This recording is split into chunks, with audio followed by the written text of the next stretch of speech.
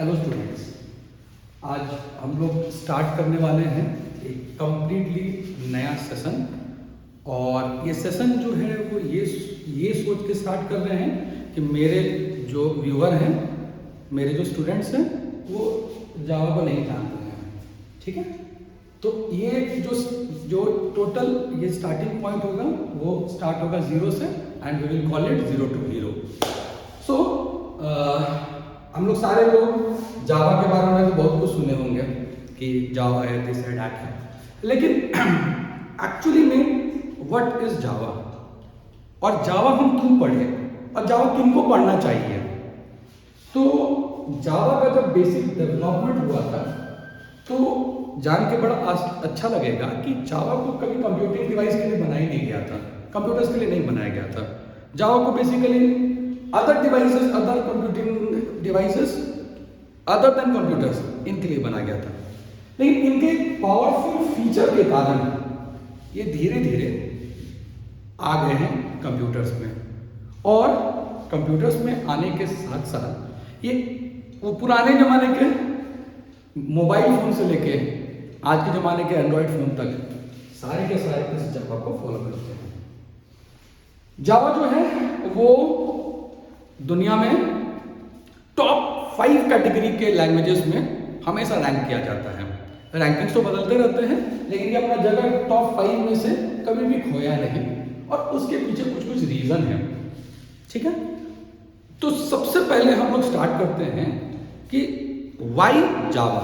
जो सबसे पहला चीज हम यहाँ पर करना चाहेंगे, जो सबसे पहला चीज हम यहाँ बताना चाहेंगे वो है वाई जावा। हम जावा ही क्यों पढ़े जबकि मेरे पास बहुत सारा ऑप्शंस हैं, तो हम जावा की तरफ ही क्यों ध्यान दें। तो जो सबसे पहला और सबसे अट्रैक्टिव ऑप्शन है, जो सबसे पहला और अट्रैक्टिव रीजन है जावा की तरफ जाने का, वो है प्लेटफॉर्म इंडिपेंडेंसी। एक्चुअली क्या हुआ था ना कि जिस फेज से जावा का डेवलपमेंट हुआ था, जिस टाइम जावा का डेवलपमेंट हुआ था, उस समय प्लेटफॉर्म इंडिपेंडेंसी, पोर्टेबल, ये सब कॉन्सेप्ट जो था वो बहुत वाइड नहीं था। एक्चुअली था, जैसे सी और C++ के पुराने बुक सबको पढ़ोगे ना, तो देखना वहां पर लिखा रहता है कि वो प्लेटफॉर्म इंडिपेंडेंट है, पोर्टेबल है। लेकिन एक्चुअली में जो डेफिनेशन हम लोग पोर्टेबिलिटी का आज के डेट में समझे, उस डेफिनेशन के हिसाब से ये पोर्टेबल लैंग्वेज नहीं है। ठीक है, उस जमाने में असेंबली लैंग्वेज था, मशीन लैंग्वेज था, तो उसके हिसाब से वो पोर्टेबल था। लेकिन आज के जमाने में हम पोर्टेबिलिटी को क्या समझते हो, तुम लोग भी यही समझना कि एक लैंग्वेज पोर्टेबल तब होता है जब वो किसी भी डिवाइस पे वो रन करे। हमको कोई फर्क नहीं पड़ता है कि उसका आर्किटेक्चर क्या है, मतलब उसका हार्डवेयर क्या है, हमको कोई फर्क नहीं पड़े कि उसका ऑपरेटिंग सिस्टम या प्लेटफॉर्म क्या है, हमको ये दोनों से कोई मतलब नहीं होना चाहिए। मेरा जावा का प्रोग्राम जितने अच्छे से इंटेल पे रन करे, इसके आर्किटेक्चर पे रन करे, मान लेते हैं कि मैं i5 का बात करता हूँ, यहाँ काम करे, उतने ही अच्छे तरीके से ये AMD में भी रन करे, और जितने अच्छे तरीके से ये विंडोज में रन कर रहा है, उतने ही अच्छे तरीके से ये मैक में रन कर रहा है। ठीक है, तो इन बातों के लिए जावा में क्या किया गया कि एक स्पेशल तरीके के कॉन्सेप्ट को लाया गया, और वो कॉन्सेप्ट पे ही जावा का राज छुपा है सक्सेस का, और वो कॉन्सेप्ट है JVM। इसको थोड़ा सा ध्यान से समझते हैं। जावा वर्चुअल मशीन, ठीक है, ये कोई मशीन उसकी नहीं है, कोई मशीन नहीं है, ये एक वर्चुअल मशीन है, ये एक प्लेटफॉर्म है। ये बेसिकली एक प्लेटफॉर्म बनाता है, बेसिकली एक एनवायरनमेंट बनाता है, जिस प्लेटफॉर्म पे, जिस एनवायरनमेंट पे जावा के किसी भी प्रोग्राम को रन किया जा सके। होता क्या है कि मान लो कि एक प्रोग्राम है मेरे पास, ठीक है, जिसमें मान लो कि 5 लाइन का प्रोग्राम है, हाँ 5 लाइन का प्रोग्राम है। जावा करता क्या है, इनमें से वो लाइन या वो कोड या वो कमांड, एकदम शॉर्ट में मोटा मोटा बात बता रहे हो, जो इंस्ट्रक्शन, जो कमांड हर मशीन के लिए कॉमन है, उसको ये कन्वर्ट कर देता है, उसको वो डायरेक्टली मशीन लेवल कोड में कन्वर्ट कर देता है। और वो पार्ट, जो पार्ट वैरी कर सकता है मशीन टू मशीन, उसको कन्वर्ट नहीं करता है, और इन हाफ कन्वर्टेड फाइल को वो कहता है बाइट कोड। जो हाफ कन्वर्टेड फाइल है उस हाफ कन्वर्टेड फाइल को वो कहता है बाइट कोड, और इस बाइट कोड को क्या करता है, वो एक क्लास फाइल में स्टोर कर देता है। ठीक है, उसको एक क्लास फाइल में स्टोर कर देता है ना। अब उससे होता यह है कि जब हम उस क्लास फाइल को बाइट कोड को मशीन M1 में रन कराने जाते हैं, मशीन M1 का JVM क्या करता है, उस बाइट कोड को मशीन M1 के हिसाब से एग्जीक्यूट कर देता है। ठीक है, जो उसको जरूरत पड़ता है ट्रांसलेशन के लिए, वो ट्रांसलेशन करके उसको वो एग्जीक्यूट कर देता है।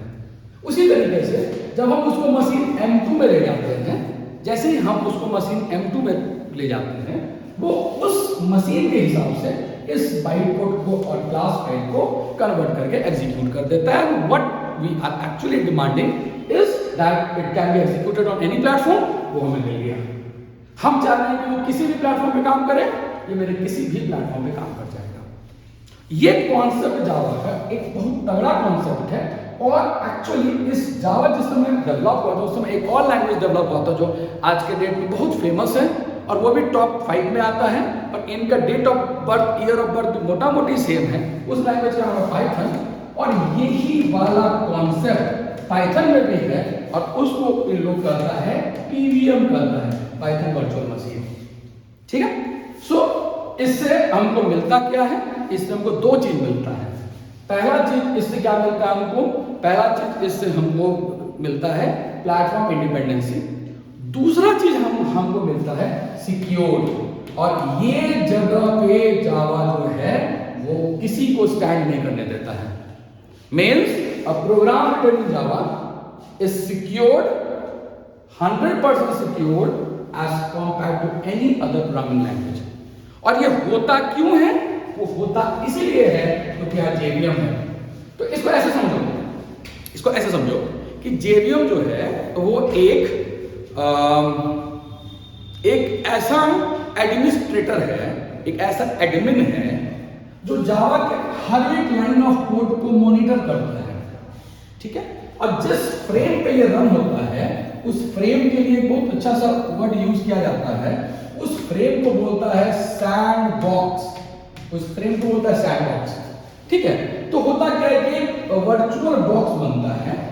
उस वर्चुअल बॉक्स में होता क्या है कि जावा का कोड जो है वो एक एक करके एग्जीक्यूट होता है under the administration of JVM। सो अगर कोई कोड ऐसा हो जो कि जिसको कि हम लोग मैल इंटेंडेड कोड कर सकते हैं, मैल का मतलब होता है रॉन्ग, हाँ, तो कहीं भी मैल लगेगा तो इसका मतलब होता है रॉन्ग, जैसे मैलवेयर। सो कहीं पे भी कोई ऐसा कोड है जो JVM को लगता है कि वो कुछ प्रॉब्लमेटिक हो सकता है एज पर द सिक्योरिटी कंसर्न, तो JVM उस कोड को ब्लॉक कर देता है। और इसीलिए एक लाइन जावा के बारे में हमेशा बोला जाता है कि जावा का कोड जो है वो वर्चुअली वायरस फ्री होता है। ठीक है, इसको बोलते हैं virtually virus free, virtually virus free. ठीक है, अब वर्चुअली वायरस फ्री कहने के पीछे का रीजन है, हम वर्चुअली वर्ड पे आके रुक गए, उसके पीछे का रीजन है कि अगर हम इसको 100% वायरस फ्री करते तब ये प्रॉब्लम था, क्योंकि उसे वायरस कभी बन भी सकता है, देयर कैन बी प्रोबेबिलिटी। सो ये मान लिया जाता है कि वर्चुअली वायरस फ्री मतलब उससे मोटा मोटी वायरस जो है वो ना बना है और ना अभी बन सकता है। ठीक है, अब ये दो फीचर के बाद हम थोड़ा सा आते हैं इसके थर्ड फीचर की तरफ। जो थर्ड फीचर जो हमारे पास है वो थर्ड फीचर है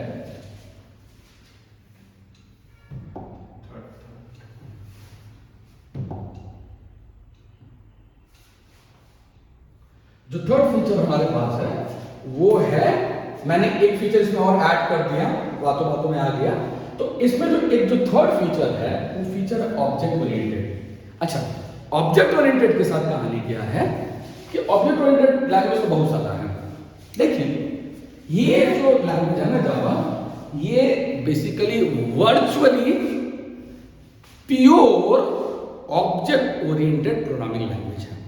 ठीक है, ये pure object oriented programming language है। प्योर का मतलब क्या निकला?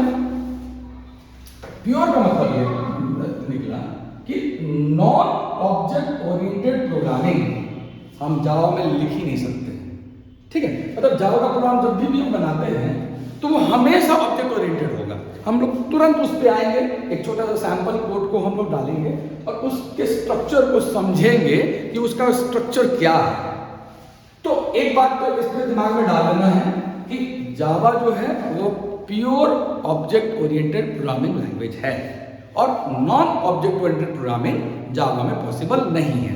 If there is a code written in Java, it will be in object oriented। मेरा थर्ड जो है जिसके बारे में हम लोग बात करना चाहें, रोबस्ट एंड सिक्योर। सिक्योर पे तो पहले ही बात कर चुके हैं। रोबस्ट का मतलब है the system that can perform इस activity in case of failure also. Means robust system ऐसा होता है ना जो समझ लो कि फेलियर हो गया, उस फेलियर पे भी वो सिस्टम अचानक कोलैप्स न करे, वो उस फेलियर पे भी वो चल सके, उस तरीके के सिस्टम को रोबस्ट करता है। जावा इसके लिए परफेक्ट कैंडिडेट है, परफेक्ट कैंडिडेट है इसके लिए। नेक्स्ट है रिच स्टैंडर्ड लाइब्रेरी। तो ऐसा है ना कि वो जमाना गया जहां पर कि स्क्रैच से लेके प्रोग्राम, स्क्रैच से लेके सॉफ्टवेयर तक एक आदमी एक टीम बनाता था, शुरू से लेके लास्ट तक पूरा कोड बनाता था। आज के समय में कोई भी प्रोडक्ट, चाहे वो एक फिजिकल प्रोडक्ट हो, कार, या एक लॉजिकल प्रोडक्ट और सॉफ्टवेयर, कहीं पे भी कोई भी काम स्क्रैच से लेकर प्रोडक्ट तक नहीं करता है। तो यहां पे भी सेम चीज है। स्टैंडर्ड लाइब्रेरी का मतलब है पैकेजेस है।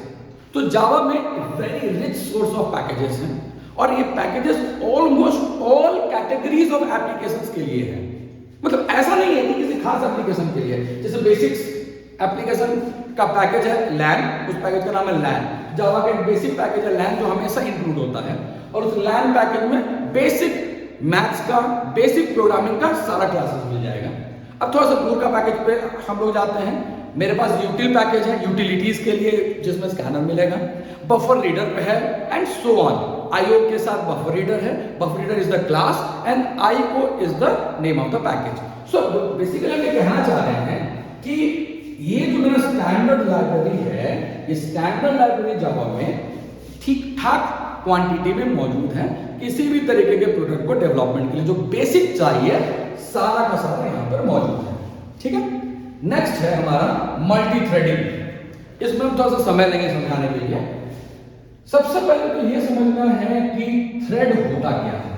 ठीक है, फिर आता है मल्टी थ्रेड में। एक होता है जिसको कहते हैं हम लोग प्रोग्राम, एक होता है जिसको कहते हैं हम लोग प्रोसेस, और एक होता है जिसको कहते हैं हम लोग थ्रेड। ठीक है, थोड़ा समझना है इस चीज को। प्रोग्राम का मतलब होता है जो मैंने कोड लिखा, सेट ऑफ कोड मैंने डाला, उस सेट ऑफ कोड को हम प्रोग्राम करते हैं। ठीक है, वो सेट ऑफ कोड जब मेरा एग्जीक्यूट हो रहा है, उस सेट ऑफ कोड जब मेरा एग्जीक्यूट हो रहा है, जब वो एग्जीक्यूशन पीरियड में है, तो उस एग्जीक्यूशन पीरियड में उसको हम लोग करते हैं प्रोसेस। ठीक है, तो मेरे पास अगर एक प्रोग्राम P है, अगर एक प्रोग्राम P है, वो उसको मैंने एक बार एग्जीक्यूट किया तो बना प्रोसेस P1, मैंने उसको दोबारा एग्जीक्यूट किया बना P2, मैंने उसको फिर एग्जीक्यूट किया बना P3। तो ये सब प्रोसेसेस है। प्रोसेस के साथ एक प्रॉब्लम है कि प्रोग्राम का एग्जैक्ट रेप्लिका होता है। तो प्रोग्राम में अगर मेरे पास 100 लाइन का कोड है, उस 100 लाइन का कोड इन सारे प्रोसेसेस में रहेंगे, वेदर और नॉट हमको 100 लाइन का अभी जरूरत है या नहीं है। ठीक है, ऐसा हो सकता है कि अभी हमको P1 के लिए लाइन नंबर 90 से 100 नहीं चाहिए, और हो सकता है P2 के लिए 40 से 50 नहीं चाहिए, लेकिन ऐसे मेरे चाहिए नहीं चाहिए बोलने से कुछ नहीं होगा। ये सारा का सारा कोड एक साथ मेरे पास रहेगा और एक साथ एग्जीक्यूट करेगा। इसी में प्रॉब्लम जुड़ा है। प्रॉब्लम क्या है, ये सारा प्रोसेसेस बल्कि है, क्योंकि ये सेम उसका रेप्लिका है इन एग्जीक्यूशन फेज। तो मान लो एक छोटा सा एग्जांपल लेते हैं। ठीक है, तो ज्यादा अच्छे तरीके से समझ में आएगा कि हम कहना क्या चाह रहे हैं। मान लो कि मेरे पास एक सर्वर है। ठीक है, ये मेरा एक सर्वर है। हम किसी सर्वर का नाम नहीं ले रहे, किसी लैंग्वेज का नाम नहीं ले रहे कंपैरिजन करते समय, क्योंकि हम चाहते हैं फोकस जावा पे रहे। तो एक मेरे पास सर्वर है, इस सर्वर को मैं पहले बताता हूं प्रोसेस बेस्ड से। तो प्रोसेस बेस्ड होने से होगा क्या, जैसे कि एक क्लाइंट इस पर रिक्वेस्ट भेजेगा, एक प्रोसेस क्रिएट होगा, जैसे दूसरा क्लाइंट रिक्वेस्ट भेजेगा दूसरा प्रोसेस क्रिएट होगा, तीसरे रिक्वेस्ट पे तीसरा प्रोसेस क्रिएट होगा एंड सो ऑन। अब प्रॉब्लम क्या है कि जैसे जैसे रिक्वेस्ट बढ़ेगा प्रोसेस का क्वांटिटी बढ़ते चला जाएगा। जब मेरा रिक्वेस्ट 100 होगा तो मेरे पास 100 प्रोसेस होंगे, 1000 रिक्वेस्ट होगा तो 1000 प्रोसेस होगा, 10,000 होगा तो 10,000 होगा एंड सो ऑन। अब समस्या क्या है, ये एक सर्वर है, मान लीजिए बहुत अच्छा कॉन्फ़िगरेशन, सब कुछ अच्छा मान लेते हैं, लेकिन इसका रैम तो भैया फिक्स साइज का ही होगा ना, इनफिनिट साइज का तो रैम होगा नहीं। तो इससे होगा ये कि प्रोसेसेस का नंबर, संख्या लिमिट होगा रैम के साइज से। तो ये सर्वर एक सर्टेन लेवल ऑफ रिक्वेस्ट को एक बार में हैंडल कर पाएगा। जैसे ही वो रिक्वेस्ट इसके रेंज से बाहर होगा, कोलैप्स करके खत्म हो जाएगा। मतलब जिसको बोलते हैं server not answering, server seize हो गया, क्रैश हो गया, जो बोलना चाहते हैं। इसका एक बहुत अच्छा सोल्यूशन है। अगर ये सर्वर थ्रेड बेस्ड होता, मल्टी थ्रेडिंग बेस्ड होता, तो होता क्या कि हर रिक्वेस्ट के लिए, जैसे क्लाइंट का एक रिक्वेस्ट है, ठीक है, C1 नाम का क्लाइंट है, एक रिक्वेस्ट दिया, तो उस रिक्वेस्ट को कैटर करने के लिए जितना हिस्सा प्रोसेस का चाहिए, सिर्फ उतना ही हिस्सा यहां पर एग्जीक्यूट होगा और वो बना देगा थ्रेड। ठीक है, तो ये एक लाइट वेटेड प्रोसेस हुआ। मतलब प्रोसेस का मतलब पूरा कंप्लीट बॉडी, और थ्रेड का मतलब उसका वो पार्ट जो पार्ट मुझे अभी चाहिए। ठीक है, इसका मतलब वो पार्ट है जो पार्ट मुझे अभी चाहिए। तो इसका मतलब क्या हुआ कि एक छोटा सा पार्ट होगा, उसी तरीके से क्लाइंट 2 के लिए होगा, उसी तरीके से क्लाइंट 2 के लिए होगा, उसी तरीके से क्लाइंट 3 के लिए होगा, उसी तरीके से क्लाइंट 4 के लिए होगा, उसी तरीके से क्लाइंट 5 के लिए एंड सो ऑन। ये बात सही है, इसके कारण भी रैम का साइज बढ़ेगा, भरेगा, ये तो सच्चाई है।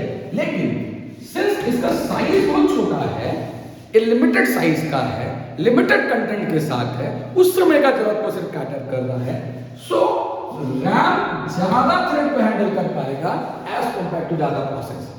और इस तरीके से मैनेज करने को हम लोग कहते हैं मल्टी थ्रेडिंग। इस चीज को बोला जाता है मल्टी थ्रेडिंग। ठीक है, ये मल्टी प्रोग्रामिंग की तरह ही है, उसका एक हिस्सा है। मल्टी प्रोग्रामिंग में प्रोसेस बहुत सारा था, प्रोसेस ज्यादा होने के कारण रैम जो है वो एग्जॉस्ट हो जा रहा था। थ्रेड में भी बहुत ज्यादा थ्रेड होगा, रैम एग्जॉस्ट होगा, लेकिन नंबर ऑफ थ्रेड जो होंगे बहुत ज्यादा होगा। मतलब अगर प्रोसेस पे हम 10,000 रिक्वेस्ट को सर्वर मैनेज कर सकता था, तो थ्रेड से हम इस डेटा को कहीं गुना बढ़ा सकते हैं। ऐसे भी कैलकुलेशन नहीं बता रहे हैं, जस्ट समझने के लिए एक डेटा लिख रहे हैं। ये कोई कैलकुलेशन नहीं कि कितना बढ़ेगा, बस एक समझने के लिए कि इसमें मेरा ज्यादा बढ़ेगा और इसमें मेरा कम होगा। ये फीचर है मल्टी थ्रेडिंग का, और ये पावर है मल्टी थ्रेडिंग का। सो मल्टी थ्रेडिंग जावा का अगर हम लोग टॉप फीचर्स की बात करें तो हम पोर्टेबिलिटी, ऑब्जेक्ट ओरिएंटेड, ये सब तो बोलेंगे ही। मल्टी थ्रेडिंग को भी हम एक अच्छे कैटेगरी में जावा के केस में गिनेंगे, क्योंकि ये इसके कारण भी जावा का यूज बहुत होता है। नेक्स्ट हमारा जो नेक्स्ट पार्ट में आते हैं, एक सेकेंड,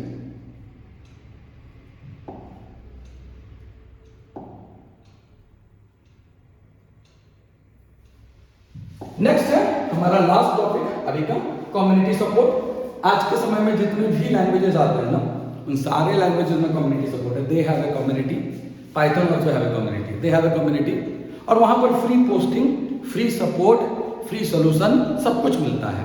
तो इसका फायदा ये होता है ना कि हम अगर कोई डेवलपमेंट फेज में हैं और मैं कुछ बना रहा हूँ और मेरे को दिक्कत हो रहा है, तो एक कम्युनिटी में मैं अगर पोस्ट करूंगा तो एक कम्युनिटी में जो और लोग भी जुड़े हैं, जो उस चीज को पहले कर चुके हैं, वो मेरे को सपोर्ट करेंगे, तो मेरा जो डेवलपमेंट प्रोसेस है वो फास्ट भी हो जाएगा और एफिशिएंट भी हो जाएगा। हो सकता है कि एक टेक्निक से हम बना रहे हैं और हो सकता है कि वो उससे अच्छा टेक्निक मेरे कम्युनिटी ग्रुप में किसी और के पास है, तो वो मुझे तुरंत सपोर्ट करेगा और उस सपोर्ट से हम लोग और बेहतर तरीके से हम लोग जा पाएंगे। कुछ फीचर्स और हैं तो यहाँ पर मेंशन नहीं किया गया है, नहीं किया जाना चाहिए भी, क्योंकि बहुत बड़े फीचर्स नहीं है, लेकिन क्विक रिकैप के लिए अच्छे फीचर्स हैं।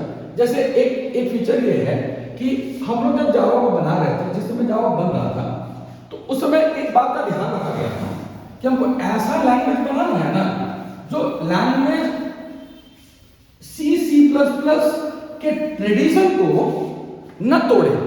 मतलब ये फेज कुछ ऐसा है, ये जो फेजेस है डेवलपमेंट का, उसमें इधर एंसेस्टर्स हैं, उसके बारे में बात नहीं कर रहे हैं, C है, C++ है और जावा है। इसको देखोगे ना ध्यान से तो तुम पाओगे इसको बनाते समय एज ए बेस C++ को सोचा गया, क्योंकि उस समय मैक्सिमम लोगों को C++ आता था। तो इससे फायदा ये होगा कि learning a Java is not a very big deal if you actually know the language C++। अब अगर C++ मालूम है तो जावा सीखना कोई बहुत बड़ा डील नहीं है। मैं इससे इसमें स्विच कर सकता हूं, क्योंकि उसका जो लिखने का जो तरीका है, जो कॉन्सेप्ट है, वो दोनों का सेम है। ठीक है, तो यहाँ पर ये इंट्रोडक्शन वाला वीडियो हम एंड करते हैं। नेक्स्ट वीडियो में हम लोग एक जावा के प्रोग्राम का एक टेम्पलेट बनाएंगे, एक स्ट्रक्चर बनाएंगे और उस पे हम लोग अच्छे से करेंगे। उस वीडियो तक आने तक प्लीज इस चीज को थोड़ा सा देख लेना, जिससे कि वो स्ट्रक्चर मैं जब बनाऊंगा तो अच्छे से समझ में आएगा। Bye, thanks.